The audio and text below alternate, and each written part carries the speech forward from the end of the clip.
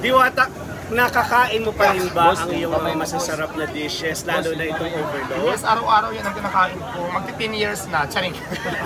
Dahil syempre kailangan mo pa rin tikman lagi para masigurado yung quality, di Nakain ba? ko pa yan.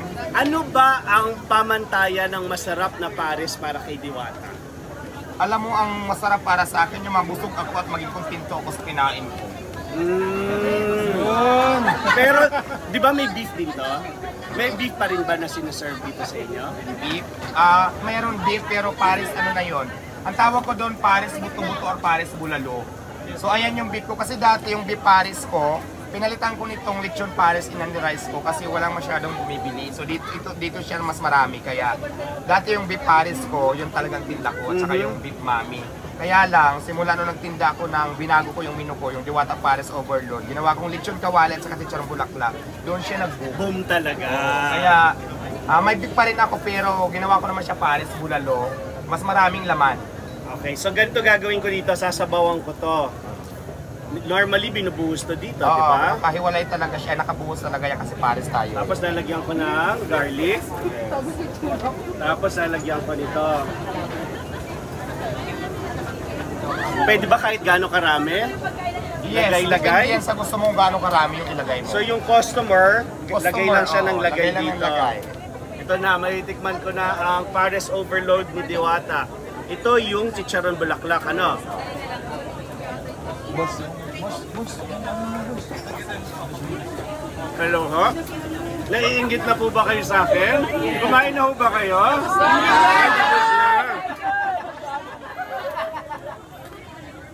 Kaya naman pala pinipilahan. Masarap. Mura na, masarap pa. Yung iba kasi ako naman, hindi ko naman sinasabi masarap yung pares. Kung gusto nilang matry, Masarap. gusto nilang ma-experience, okay lang. Kasi yung iba, di ba, marami kasi ako nakikita ng content dito na kakain. Tapos maraming aw-aw sa social media. So, depende naman yan sa inyo. Hindi ko sinasabing masarap, pero gusto yung tikman at kayo na mismo ang humusga. Ito yung pamantayan ng masarap. Nasasarapan po ba kayo? Sila nagsasabi. Tapos itong Seek and Joy, magkano ulit itong ganito kalaki? Depende sa size. Ngayon kasi malalaki siya. So, under rice yan, 120. May kasamang soft drinks pa rin, may free water, may libreng sabaw. So, 120 naman yan. Pero pag mas maliit dyan, 100 lang din under rice. Nakita ko nga yung interview mo kasi minsan maliit yung manok na dumadating. So, nag-change ka na kagad ng price. Nag-change naman tayo ng price. Pero pag malaki talaga, usually kadalasan malaki. So, 120 siya. Pero hindi na siya masama kasi naka-under rice ka na, sulit na talaga sa 120 pesos kasi may free soft drinks ka pa, may unli sabaw ka pa at the same time. Pag nabiting ka sa soft drinks, may free water naman tayo. So yun. So ito 120 na itong hawak mo. Oo, 120 yan. Under rice yan, may kasamang soft drinks. Pwede mo ba i-share anong timpla nito? Bakit sa malinamnam? Ano? Buo yung lasa? Ano lang, lagyan ko lang ng magic sarap yan. Masarap na ba? Magic! Magic sarap lang yan, ilagay ko tapos yung prinito ko, yan na yun. Oo. Magic sarap lang daw. At 24 hours ang operation ni Diwata dito. 24 hours. May shifting lang tayo ng dalawa, may night shift sa day shift sa mga tao. Ano yung pinakamahirap na shift? Sa umaga o sa gabi? Parehas lang pero mas maraming tao sa gabi kumpara sa Kasi akin. nga init, no? Hindi masyado. Maraming tao sa gabi. Diwata, paano pag umulan? Anong mangyayari? Mga waterproof naman daw yung mga kumakain dito kayo pero hindi, may mga tent naman tayo pero nagpaplano ako kung papagandahin ko ba, bububungan ko ba siya. Kaya lang syempre, di ba pinapisto lang tayo dito. So hindi naman pwede na gawin na lang natin. Kailangan natin talaga muna magpaalam, magpag-coordinate dito. So nagpapisto ko pwede natin lagyan ng bubong. At saka hindi, mura na naman, masarap na naman. Kung ganyan yung panahon, minsan nga mas masarap ang kumain pag umuulan, di ba? So pwede pa rin silang pumunta rito. Pero siguraduhin ko naman na hindi kayo mababasa kasi may mga tent tayo na kung hindi na pwede ibang tent yan, mga bukas na kapalitan natin ng bagong tent. Tulad nito, pag umulan nito, hindi naman sila mababasa dito kung saan tayo nasa lugar na to. Okay. Tapos, baka Diwata maganda rin, matour mo ko dito sa iyong lutuan. Kung deli ka, magtutour tayo ng lutuan. Habang nagsiset up sila, kainin ko lang. Punta kami. Ayos. Ano lang naman, kung ano-ano lang, creation lang namin yan eh. Nilagyan ko lang mga kuning-kuning. Ayaw ko sabihin sikreto ko, bulong ko na lang sa'yo mamaya. Baka mamaya alam mo naman, Kaya gayahin nila, Gayahin, diba? oo. So, yung sekreto ko, ibubulong ko na lang sa'yo. Pero yung sekreto mo, bulong mo rin sa akin. Of course, Bulong mo na lang. At least, yung hindi nila malalaman para malaman ko din. Kasi alam ko talaga chef cook ka, di ba? Ay, chef ka, di ba? So, ngayon, bulong mo rin sa akin yung sekreto mo para mas lalong sumara. No, baka nga magkatulungan tayo kung Huwag may mo mga sabihin tips dito pa. sa live kasi baka gayahin pa nila, maunahan pa. Sige, mga tips pwede tayo mag-share ng mga ganyan. Okay, sige. Nakakailang chicken inasal ka sa isang araw sa 24-hour na shift? Hindi ko mabilang, nakailang ihaw ka Kilo. ba? 30 manok o 30 kilo? 30 kilos na chicken na inasal. Okay. Tapos, yung mga bati, ano mo na yan doon? Okay. Tapos, ito ko naman niluluto yung Ito yung ano. Ano siya, electric ano? Okay. Dati kasi kawakawali lang tayo, kaya na sobrang dami din ng... Mas consistent na to eh. Kaya talagang nag-provide talaga ako ng talagang prituan ng chicken. Para hindi din mahirapan yung tigaluto. Ang ganda. Si Jollibee nanginginig na. Kinakabahan na. Dito naman natin niluluto yung ating mga sabaw dito. Okay. Kanin dito ay kuya. Kanin, sabaw. So ito lang siya. Tapos yung mga lechon kawali at chicharon mo na. Hindi ko na siya ipapakita kasi medyo ano doon. Dito yun. Dito yan sa side. So itong mga division na to, pinagawa mo na to? Nagawa ko na to kasi di ba dati sa kalsada lang Yes. tayo, binabas yung lutuan natin, wala daw sa lugar. So dito naman magpisto na kaya talaga nag-import ako para gawin yung kitchen natin. Importante. Guys, alam ko, 3 kami nito ay 4 eh. May mga Sino ang maghahawak? Hello, volunteer! Hello, volunteer!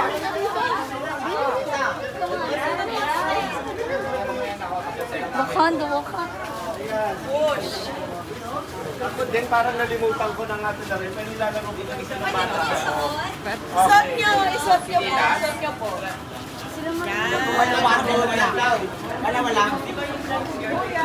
Kahawak na. Di ba ganun kayo? Isa lang. Paano ba? Sa baba muna. Okay. Nagkakagulo po kung paano laruin ang Chinese garden. Okay. Ha?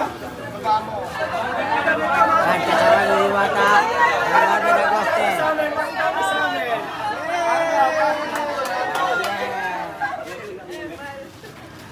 Okay, go!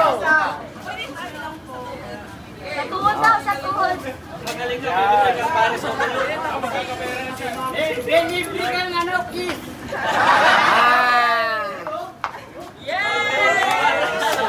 Napakadali lang pala. Wala out ka na.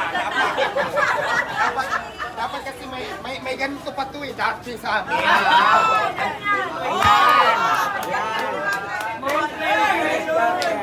Ay, ganun ba yun?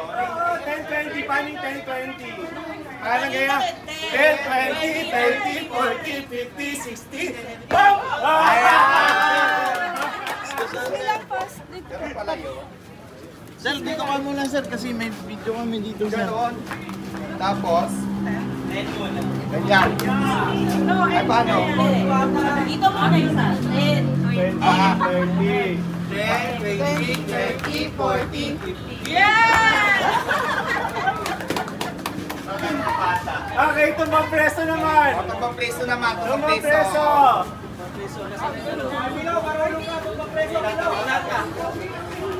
Lata, sa lata.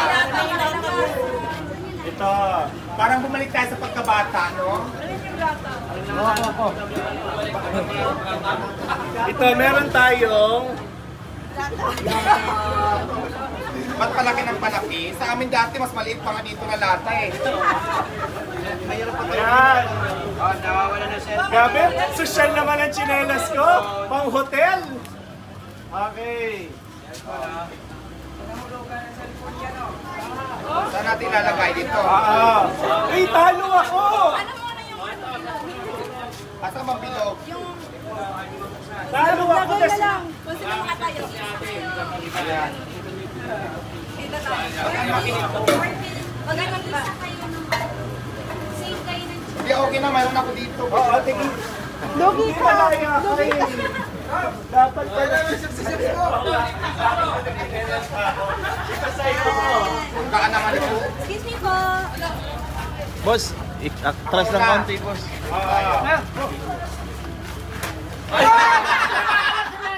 Alam mo, hindi yan makakatumba. Gaan.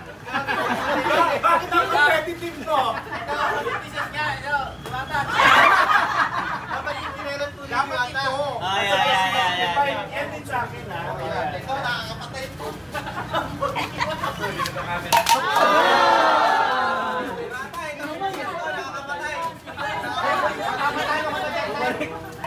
Kaya? Parang nag-practice na si Diwata.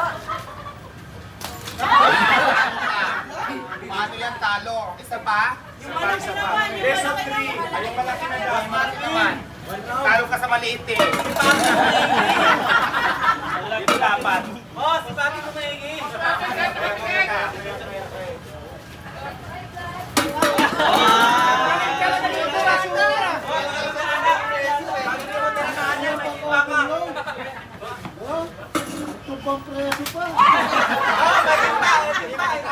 Sabay.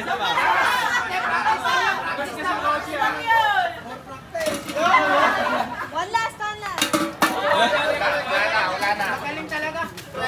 Los ka na, los. Okay, isang final round na ikot na lang tayo. Okay.